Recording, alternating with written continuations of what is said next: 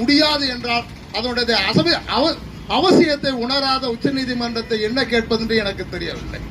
நேரடியாக வழக்குகளை தாக்கல் செய்வதற்கு தனிநபர்களுக்கு உரிமை மீறல், மனித உரிமை மீறல் என்று கூட இதை நம்ம சொல்லலாம்.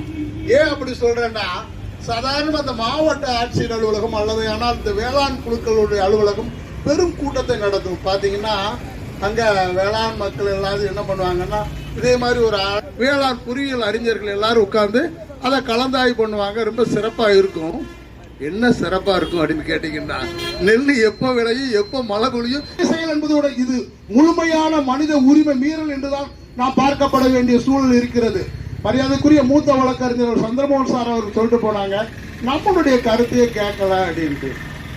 உறுதியா வழக்கறிஞருடைய சங்கத்தினுடைய பொறுப்பாளர்களையோ இருக்கக்கூடிய இடர்கள் என்ன, வழக்கறிஞர்கள் எந்த அளவுக்கு பாதிக்கப்படுவார்கள், வழக்காடிகள் எந்த அளவுக்கு பாதிக்கப்படுவார்கள், எந்த வழக்கை எப்படி தாக்கல் செய்து என்பதெல்லாம் அறியும் கருத்தின் முடிவில் இ-ஃபைலிங் முறையை கொண்டு வந்திருந்தால் அது சட்டேறக்குறைய நமக்கான சாதகமாக இருந்திருக்கும். ஆனால் அது இல்லாமல் நீதிமன்றம் என்ற ஒரு கட்டணம் தேவைப்படுமா என்ற ஒரு கேள்வி எழாதா?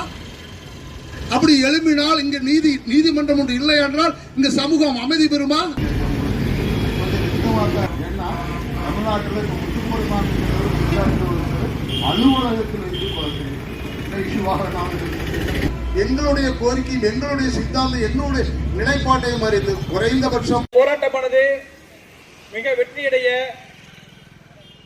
நம் அனைவரும் ஒற்றுமையாக இருந்து இறுதி வரை ஒத்துழைப்பு தந்து இந்த போராட்டத்தை வெற்றியடை செய்யுமாறு அன்போடு கேட்டுக்கொண்டு, இந்த இ-ஃபைலிங் முறையானது முழுமையாக ரத்து செய்யும் வரை நம்மளுடைய முழு போராட்டம் ஆக்கப்பூர்வமாக செயல்படும் என்பதை தெரிவித்து வாய்ப்பு அமைத்ததற்கு நன்றி கூறி விடைபெறுகிறேன். நன்றி, வணக்கம். இறங்கியுள்ளோம்.